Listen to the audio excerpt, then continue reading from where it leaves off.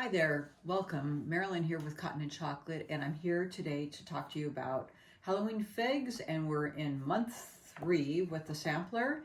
And today we're going to do block 5, which is the Goose Tracks block, and you'll see it right here in the month, or in the quilt, and it's on page 9. And so in this month we have block 5, we have block 6 and 7, but in this video I'm just talking about this block, and then we'll move on to the other ones. So I'm going to talk about what fabrics you need to grab, how to cut them, and piecing all in one. Okay, so in here at the top it says to you new fabrics, gray with circles and orange with circles. The rest you already have cut from the last month, so you're going to have those and then a few of those new fabrics. So first we're going to talk about the gray Ditsy, which is this fabric. You're going to use the 3 1/4 inch strip from last month too, and also cut a 2 1/2 inch strip. And from that fabric, from the 3 1/4, you're going to cut 2 3 1/4 inch squares and then cut them twice in the diagonal, and you're going to end up with these little triangles. Okay? And then also that's going to be for number A. And then you're going to cut 4 3-inch squares, cut them half on the diagonal. You're going to get 8 triangles for number B, these big triangles. And from the 2 1/2 inch strip, you'll cut 4 2 1/2 inch squares, and that's C. And you'll have these squares here. Okay, from your orange with circles, you need to cut 1 3 1/2 inch strip and 1 2 1/2 inch strip. You're going to cut some of these, and a lot of these are going to be used then for upcoming months. So just go along with the guide, follow along. You wonder why you need them, but you do need them. Okay, so orange with circles, you're going to, from the 2 1/2 inch strip, you need 4 2 1/2 inch squares for number D. Right here, put the rest away. From the black with circles, you're using your 3 1/8 inch strip from month 2. You need 1 2 1/2 inch square. Cut it from that strip. That's all you need. Okay, and your ivory solid, that's going to be from your 8 1/2 inch strip that you cut a while ago from month 2. You also need a 3 1/4 inch strip from month 1 and cut a 1 1/2 inch strip. So you're going to cut multiple pieces. You need a 2 1/2 by 4 1/2 inch rectangle for F, 4 2 1/2 inch squares, and from the 3 1/4 inch strip from month 1, you need 2 3 1/4 inch squares. Cut twice on the diagonal for these little triangles. So let's get to piecing.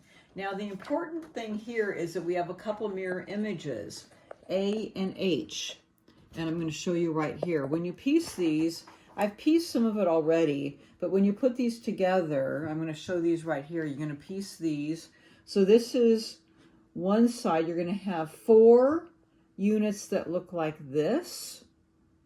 Okay. Actually, is that 4? Let me check with that. Yes.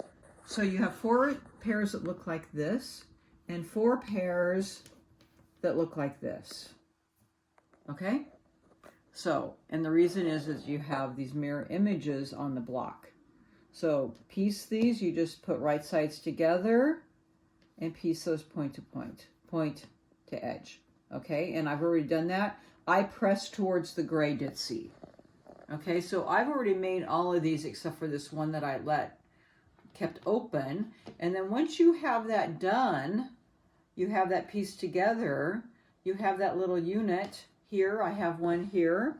I'm going to put right sides together, and I'm going to sew that to that triangle. Now, don't worry, because this triangle is a little bit bigger than these units.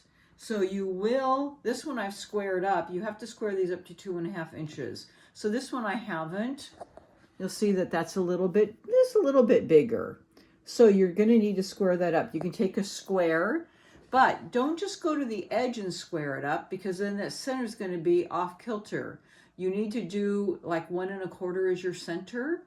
So you'll have to measure 1 1/4 off that center of your square up ruler. Okay, to make sure, and then 2 1/2 inches. Now I also have this great little Tucker trimmer ruler. It's fabulous. 1 inch, one side has just inch increments, and these have 1/2 inch increments. So for what I can do is then just lay this down. It has my diagonal measurements each way. So I can lay it on the diagonal this way, and then across where that diagonal is in here, it shows me directly in the middle where my 2.5 inches. And then I can take my blade and then square it up. You don't have that much of a square up, and then I'll turn it around, and then I can cross measure it this way also. I have my 2.5 inches on the bottom, and then I can see that it's on the diagonal here and on the diagonal there, so I know it's right in the center. Oh, terrific little ruler. If you're ever making hourglass, it's a really nice way to get those measured up too. So we do have these at the shop. They're called Tucker trimmers. They have different sizes of them. This is Tucker, they're just the regular one. They're Tucker trimmer 1, 2, and 3. But this is, I think, the 1. Anyways, I use that to measure mine. Okay, so here you go. That's what the block looks like. You need 4 of these. You have your ivory, mirror image units, and then your little square Ditsy. And you're going to sew 4 of those together. So here's one, what it looks like sewn together. I've pressed, it doesn't matter which way you've pressed, but I just pressed that this way. This is what it looks like on the back. Okay, now, so I'm going to put those aside because you have one more step before this block goes together, and you're going to add a little orange with circles on the bottom. Okay, so how do you do that? Well, this is a flip and sew corner, so it's going to be right sides together, and you're going to sew down that point to point, and that's going to be flipped that way. Now I have a really terrific ruler that does that. It's called the folded corner clipper. So traditionally what you would do is just take a ruler, draw a line, sew it on the line, trim this off at 1/4 inch, and then sew it over. So what I do with the folded corner clipper is I know this line is going to be here, so I just take my ruler here, and this measures this. This is a 2.5 inches. Let me make sure that these are lined up properly. And I use this ruler a lot on this quilt, so I'm just going to cut off right where that is, and then this makes a nice 2.5 inch or a 1/4 inch indent. And then let me get these things out of the way of my machine. I just sew right there on the edge.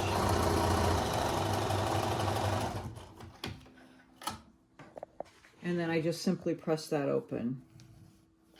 And that's perfectly done. So it saves a lot of that sewing the line. And then I would cut all those 4 and then just chain those through my machine. So I have 2 of those edges done. Let me get some of this out of the way so you can see the block. Here's my block. And you have sashing that goes in the middle. And then you have a little black cornerstone right in the center there. So this would be another block on the other side here. This set up there.